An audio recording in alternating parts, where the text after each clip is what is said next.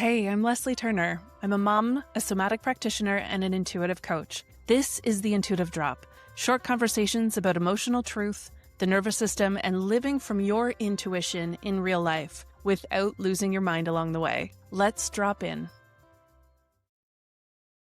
Hey, everybody. Welcome to another episode of the Intuitive Drop. I get to sit down today with one of my favorite people, Britt Holmes.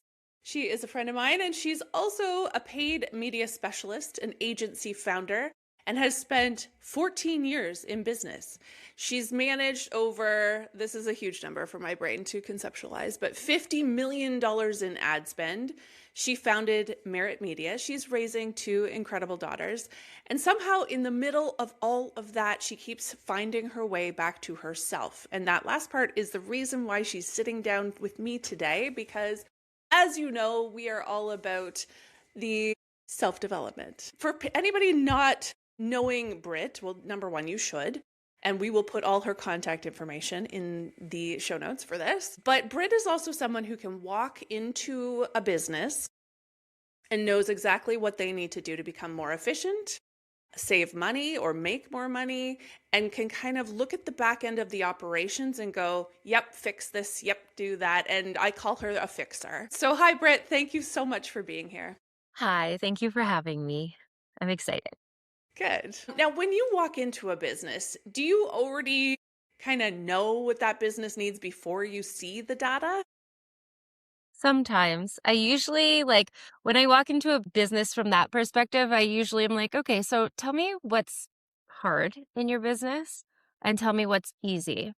And then usually from that conversation, I can diagnose exactly what's wrong with a business, whether it's a sales issue, a packaging issue, a systems issue, a time management issue. I think it's just because I've been doing that for basically my whole career. I always joke that I'm like Nanny McPhee.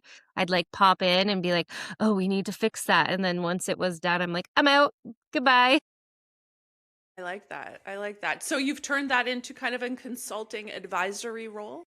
Yeah, exactly. So I have been working on Founders Advisory for about a year now in a piloted phase. And now it's at a point where I have the system, the operator method developed, where essentially I do what I had said, kind of how I walk into a business. And now I'm working and taking on new clients to help them to really step into a life where it's like, what's your dream day? Every day, but also a life that allows you to be financially abundant too. Are there certain people that you like working with more than others?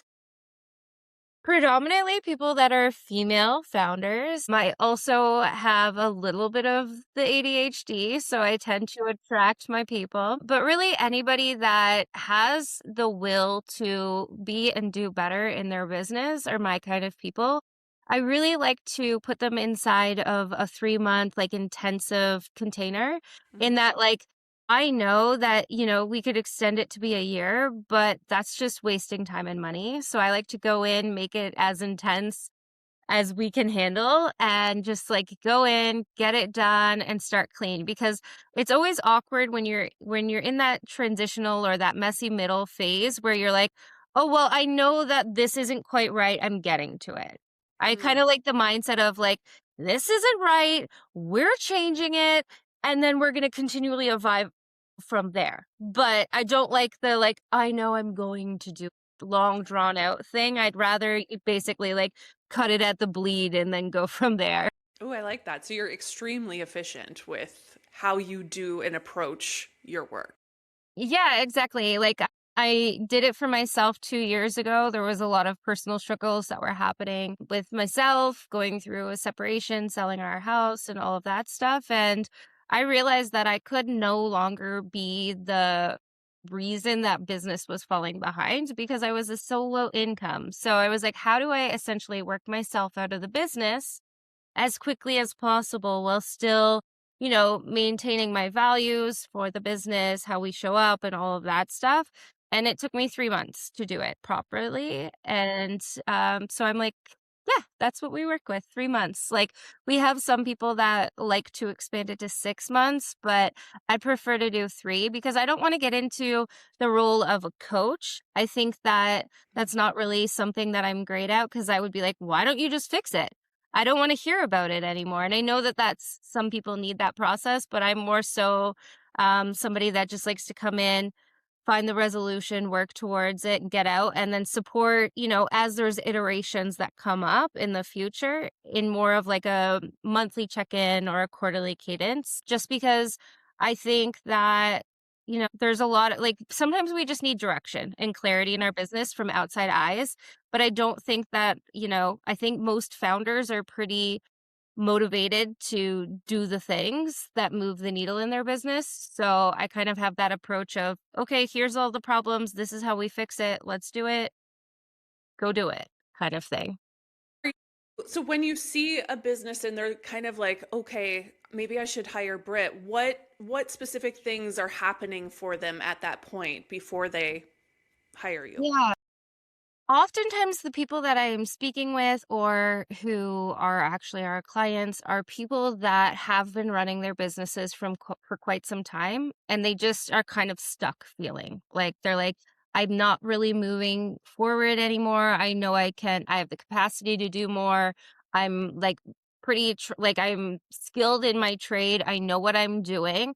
So it's not a matter so much of them learning the trade or their skill, it's or mastering it. It's more so just like, okay, we just need to get your back end set up, how you talk to your clients organized, how you sell, and like just like overall streamlining everything so that instead of walking into your business and every day you're recreating the same wheel, you kind of have this like overall sales system, communication system, all of that. So you're walking in and going, yeah, we do this, that, this. Because when we have that clarity, we're able to move quicker instead Mhm. of kind of being like, I don't know what I'm doing, which is kind of why I do the 3 month of like, let's freaking do this and, get it hammered out. I love that. I'm a big fan of efficiency, so, get it in, get it done is totally up my alley. I love Yeah. all of that. Love a good check. Yeah. I know you work a lot with like wellness practitioners and therapists. Where do you see that those practitioners kind of override their instincts in business because they're not really trained for business. They're trained to be therapists and Yeah. amazing wellness practitioners. So where do you see that coming up? I think that there's a lot within that industry, there's a lot of fear of peer judgment and also like superior judgment. I know that a lot of them, when they were going through their schooling, were told basically to, like a lot of us, exist behind the scenes. Like you're not to show up, and if you do, it's wrong. There's potential to lose your certifications or your licensing. And there's a lot of fears around that, layered with a lot of pure fear of like, oh, well, they're selling themselves out type of mentality, which I'm on the mission to kind of change that mindset. Because the reality is, and especially as it relates to therapy, if somebody is actively seeking you out, they need help, whether they're in crisis or not. We don't know from an advertising perspective, but being able to have your ad there to show to that person when they need you, to connect them with you, to be able to check something off their list, like book an appointment directly on your website, Mhm. that allows them to essentially give themselves like I've made a step in the right direction. This is something that's resolved. So it helps to actually stop some of that spiraling that a user is going through when they're like, I just need to talk this out. I need to find somebody that can help me. I need an outside perspective, all of those things. So I think that the mentality of like selling out or being showy or unethical is actually wrong because you would never write in your ads like, hey, you're looking crazy, Sally, or like stuff like Yeah. that, right? So it's like you wouldn't do that. Like you would never approve me to write that ad. So like to have a fear where it's like, oh, it's out of control is unnecessary. And I think the other thing too is that because the internet can be so creepy these days of like what information is available or collected, I think that the reassurance needs to be there is like, we don't get like, hey, this is Janice who booked an appointment. I don't have that information. It's all randomized. So to run an ad, it's not like, oh, we're going to go after Julie and her family. Like, we have no idea who we're targeting. We have general ideas. And I was recently asked, like, oh, well, like, isn't it unethical to go after people that are in crisis? I was like, I don't know what people are like on the other side of the keyboard. Like, you could be like, I'm having a great day, boom, and like sending stuff, or you could be crying at your keyboard. We literally have no idea when you see our ad what you're going to get. So I think that that's also kind of a misconception that lives within that health and wellness space too. That's so interesting. Isn't it unethical to go after people in crisis? Well, so are they supposed to just sit in crisis forever without That's help? Well, that's the thing, right? And I think it's one of those, especially within that industry, they changed the regulations on training. So now people are getting through a lot quicker, which is causing an increase in population of therapists and support along those lines. And, it's more populated. That means that it's harder for the students that are going through the programming to actually get their training hours in and stuff like that. So it's kind of an interesting thing, but yeah, it's this old school mentality, and they have updated the rules around social media usage as it's evolved, but still there's that older mentality of like, "Oh, no, like that's wrong. You shouldn't be doing that." Yeah. Even as a former naturopath, there was a lot of rules that we had to follow in our marketing in order to, not use any superlatives and not use any. And obviously, you're not going to say, I'm better than this Joe Blow down the street or something like that. That's Yeah. not, that's not ethical. But there's still a lot of reprogramming I'm having to do after I drop my license and be like, can I advertise like that? Or can I? So yeah, it's been Yeah. interesting. It's been interesting. Yeah, and I think the reality is like just to go about messaging is like you don't want to show up as somebody that's not like yourself. Like if your messaging doesn't align to your entire being and what's on your website, it's not going to do well anyways. Yeah, 100%. Yeah. Authenticity is really the key these days. Yeah. Now you're on the intuitive drop right now, and you and I have talked intuition many, many times. I want to ask you, where does intuition live for you, whether it's in the body or the head? As someone you said with ADHD, maybe this is, it's different for you versus maybe a neurotypical person. When there's so much data out there, there's so much coming at you on a regular basis. How do you listen to your own intuition?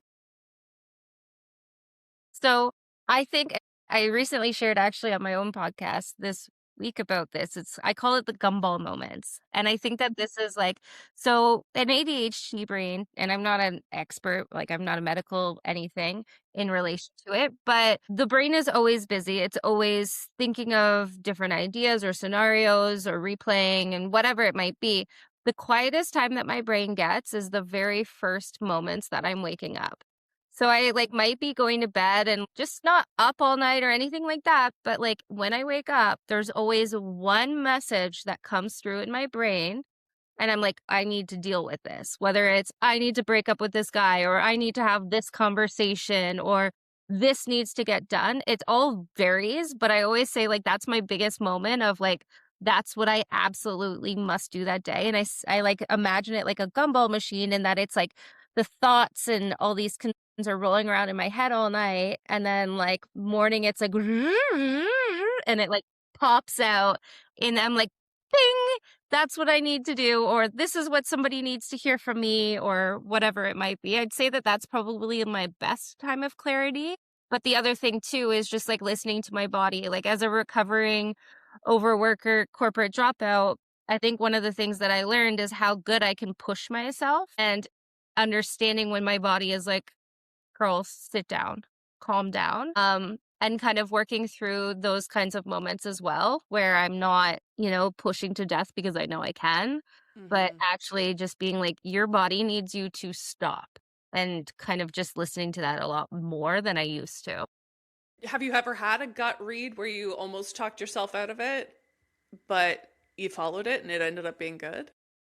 I mean, I think that I'm the standard person where it's like I grew up in a house where it was like if you're not busy, you're lazy kind of mentality. So I think that when I don't have my kids on weekends, one of the biggest unlearnings is like I don't have to be rushing around. Like I don't need to have an agenda. And I think that for me, I'm often kind of giving myself that like, oh, well, I should be doing the laundry or tidying up or whatever. And I'm like, but I really just want to sit here and do nothing. And I've kind of gotten better at that because you've been teaching me how to be less wild, I guess. You're So welcome. thank you so much. My coach thanks you. But yeah, I think that like the reality is like being comfortable with, and we've talked about this, being comfortable and sitting in that like ease is something that takes a lot of skill. And I think that as a founder, as an ADHD, as a so many factors, like that's really hard. And it's also really uncomfortable. I would say the one challenge that comes from the ADHD side relating to rest is that the brain doesn't stop. So the body stops, but the brain doesn't. So sometimes I find that with that, like rest for me has to be structured. Like I have to be like, okay, well, I've already done X, Y, and Z, or like actually actively reminding myself, hey, yeah, like this is a not right now thing that I have to worry about. Okay. So do you override the ADHD brain in order to kind of listen to the deeper level? Is that, if you could explain that a little bit more? Yeah. So honestly, I think that it's really hard to just sit sometimes because Mhm. then I'm just sitting and thinking, and I'm like, I am just sitting here with my brain. And sometimes it feels like I am trapped. But sometimes, yeah, just having that conversation internally with myself of like, nothing needs to happen right now. Just chill. Like, just like even just watching TV is a mission. Like, I can't just be watching TV. I'm on my phone or I'm coloring or I'm whatever. And it's like, no, you can do one thing. Even that is something that I'm actively working to improve on. I totally agree with you. I don't have an ADHD diagnosis, but I feel like with society the way it is right now, we're kind of trained to jump on the phone and then look at this on the computer and it's almost stimulating the pieces that would show up in an ADHD diagnosis as well. And it's not easy to slow it way down. And in fact, it's boring to slow it way down because your brain's been going a mile a minute all day long. Mhm. So it's very much a retraining of what feels normal and comfortable and something you know you can do. Yeah, That's huge. it's funny. I've realized probably within the last like month or so, and we haven't talked about this outside, but one of the things I find is that when the girls are at home, out away, like they're at their dad's house, I'm way less at ease, even though I have Mm, the ability to be at ease. okay. Whereas if they're home, we'll go out and do things, but then when we get home in the afternoons, I like pass out like this. Like we'll be sitting on the couch and it's like, oh, my people are home now. Yeah. Everything's okay. I'm safe. And it's that full body release where it's Mhm. like, when people are like, oh, when you're with your person or whatever, and you just feel comfortable. I get that with the kids. So I'm Yeah. like, I'm realizing that I'm like, it's kind of because they're like, why are you always napping? I'm like, I don't know. If they're not home, I'm not napping, but I am put at ease when they're home. And then I'm like, nappy time while they're watching shows or whatever. Right. And I think that comes with trusting the other parent that they can navigate Hmm. parenthood and the girls are safe in that space. And sometimes it's hard to do that when Hmm. when you know things about the other parent that you're like, oh, it might Yeah. not go as great. And then I know you know that when the girls come home, there's some adjustment periods that happen after Yeah. they come home because parenting with your ex and parenting at your home is just very different. Yeah, exactly. So when they come home, they're usually like extremely affectionate, like attached to me, essentially, like sitting Yeah. on me, touching me, all of that stuff. And it usually takes a full day of being in my care before we're back to baseline. So when we're doing social things, I don't schedule anything on the first day that they're back with me because Hmm. otherwise they just cling to me. And I'm like, well, this is boring if they're supposed to be on a play date and they're just touching me the whole time. Yeah.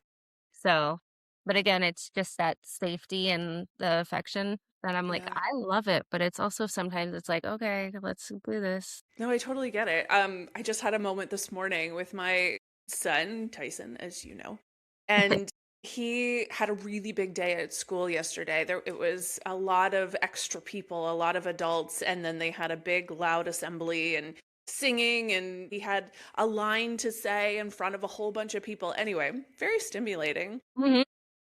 And As we were getting ready this morning, he's having a meltdown and beyond what he normally does, and he can't put his jacket on. Everything feels gross on his body. And we were driving to school, and I'm like, I know what'll cheer him up. And I turned on a song that he loves, and he's like, I know what I need right now. And I'm like, what do you need, bud? And he's like, silence. And I'm like, oh, okay, Yeah. okay. He's like, Mom, yesterday was just so much. I can't handle anything right now. And I'm like, dude, thank you for telling me. I didn't clock that. I didn't kind of think about how overstimulating the day could have been, and but he did. And he Yeah. knows their little bodies are incredible. That's It's awesome. so wild. I love that. One of the things in your bio, you had said that you keep coming back to yourself. What does that actually look like for you? I feel like I can't figure it out. So basically, I think that I'm somebody that's faced a lot of challenges in their life so far, and I think that it's kind of always given the option. So just to give a quick background, like I'm a kid of divorce. We were basically homeless after my parents separated. My dad went a little bit squirrely and kicked us out. We luckily lived with my grandparents. Then I grew up with my brother, who was very difficult to live with, and like he was like a wild partier, and I was not. Went through. I had a stalker in university. A whole rap sheet, like child loss, stillborn, like all of that fun stuff. I keep getting back up. And it's Mm-hmm. like, what is wrong with me? And I mean, I think that that's great, but I'm like, it's also a lot to hold. And I think that there's some deep knowing inside of me that I'm meant for more and that I keep pushing myself because I'm like, to be honest, I go through these things and it's not okay, but I'm okay. I've made it through. But then I'm always like, okay, what's next? Not in a greedy sense, but like it's almost like, okay, there's more to this. Let's keep going. I've got to find out what's next. So now I'm at a point where I've got most of this stuff squared away, but I'm like, there's still this like, I still have more things that am meant to accomplish, Mm-hmm. and it's like I can see it clear as day in my mind where I'm going to be. It's just like I don't have the pieces between here and there, but I like know that there's more. So I Okay. think that. And I also keep reiterating where I'm very good at realizing when I'm not happy or when something's not working and fixing that instead of just sitting in it and accepting it. I think that that is not so great all the time. So I guess that just continually evolving. Hmm. I love that because you have been through a lot, and we've talked about that in some sessions. But one of the things that I kind of talk about one on one with clients is the realization that you are bigger than everything you've gone through. And you embody that without even realizing that's what you're doing necessarily, but you are bigger than all of it. You're bigger than the traumas, you're bigger than the loss, you're bigger than all of it. And so knowing that survival is just part of you. You don't have the bone that says I need to give up here. Hmm. And what makes it easier to not give up? Like, do you have massive support? Is that what it takes, or is it more ingrained? I would say it's more ingrained. Like I definitely have a supportive network, but a lot of it lives within. Like a lot of that drive and motivation to keep going is within. And I think that with every challenge I've faced, it's just become stronger in the comeback, essentially. So we have a family saying, my mom always says to me, and you've probably heard this, is essentially you're in a boxing ring and someone knocks you down. And the saying is get back up and keep swinging. Mm-hmm. And it's like, you're knocked down by all these challenges in your day and you have the choice of do I let it keep me down or do I keep moving and keep trying? Mm-hmm. And it's something that I've lived for years of like this isn't it. I'm not okay with accepting that this is it. I'm going to keep going. And I keep trying, even though it's not been easy. Um, and just, not giving up. Are you sure you're not a coach? I wish I was. Wish I had that audacity. I think everybody needs Brit in their life, not only for their business, but as just their friend who can kind of help them pick their socks up if they need to, and also just sit by you when you're in the thick of it. And I really appreciate having her as my friend. It too. Thank you so much, Britt, for being on the show. And I will put all your contact information, obviously, in the show notes. Is there anything, though, that you want to kind of promote or talk about that's something you're really passionate about right now? Yeah, I think that what I would recommend is anybody that's listening to this episode, I think that I'm promoting you less, is anybody that ever finds themselves sick of talking about their shit, that's when you call Leslie. And I've had this conversation before. Like, I can talk about anything. I can make myself seem perfectly fine. I can do that. And I can even convince myself that I'm perfectly fine. But what Leslie does really well within her practice is making you stop and actually, like, you don't even have to say shit sometimes. Like, we've joined sessions where she's like, you're good. You don't need to talk today. And just like lets me work through my body to get the answers that I need. And I've received so much clarity from that. So if you're somebody who's like, I am like talk therapied out, Leslie's who you talk to. Like, even if you like go and you're like, I don't know what I have to say, she'll figure it out. She'll ask you the right questions. So I would say that. Otherwise, if you need ads, call me. Plug. Okay, that is not what I expected you to say right now. Never trust me with an open mic. Yeah. I'm also going to say Britt has a new podcast called We'll Circle Back. And I had her co-host, Pooja, on the show a couple months ago, actually. And so if you're binging podcasts and you've gone through all of mine, start listening to We'll Circle Back. Thank you. Thanks, Britt. I love having you. Thanks. If something in this landed for you, I'd love to support you further, whether that's through private sessions, ongoing containers, or simply listening to another episode. Trust what feels right. All the ways to work with me are linked below. There's no pressure, just options. Thank you for being here and for doing the quiet, brave work of listening to yourself.